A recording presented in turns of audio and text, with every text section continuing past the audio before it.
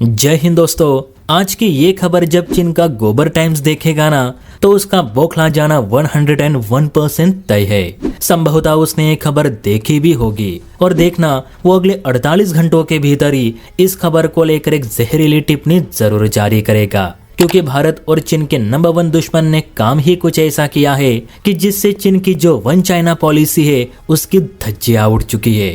और भारत के इस कदम को देख आने वाले दिनों में चीन के जितने भी पड़ोसी देश है जो फिलहाल चीन की दादागिरी से तंग आ चुके हैं, वे सभी देश ये डील जरूर करेंगे और इससे फायदा भारत को ही होने वाला है, पैसों के मामले में भी और चीन को टैकल करने में भी। तो बहुत ही इंटरेस्टिंग खबर है, इसलिए अंत तक जरूर देखें और चैनल को सब्सक्राइब करना ना भूले।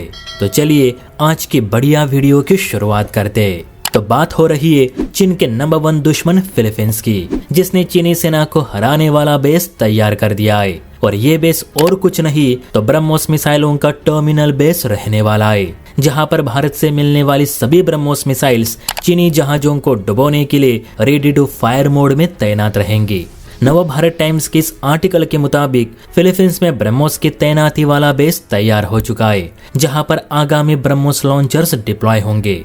खबर के मुताबिक फिलीपींस के दक्षिणी समुद्री तट पर ब्रह्मोस मिसाइलों का पहला टर्मिनल बेस तैयार कर दिया गया है, जिसके चलते अब ये उम्मीद जताई जा रही है कि जल्दी भारत से ब्रह्मोस मिसाइलों की पहली खेप फिलीपींस रवाना कर दी जाएगी।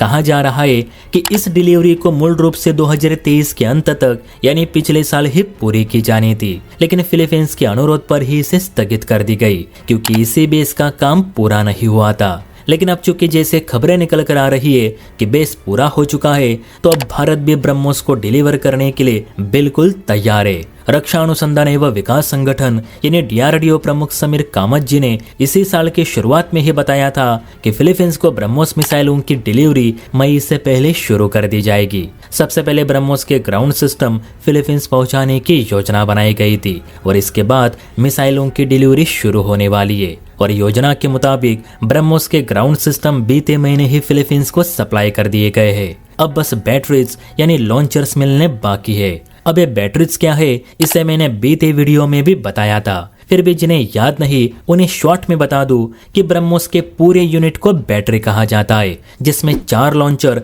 और एक ग्राउंड कंट्रोल सिस्टम आपस में कनेक्ट रहते हैं। इस हर एक लॉन्चर में 3 ब्रह्मोस मिसाइल्स तैनात रहती है, यानी एक बैटरी में 12 ब्रह्मोस मिसाइल। और फिलीपींस ने ऐसे 3 बैटरीज की डील भारत से की है। इसके अलावा फिलीपींस के राष्ट्रपति मार्कोस ने भी चेतावनी जारी करते हुए ये कहा था कि जिस दिन हमारे हाथ ब्रह्मोस की पहली खेप मिलेगी उस दिन हम चीन को वार्निंग देने से पहले उस पर फायर करना सही समझेंगे।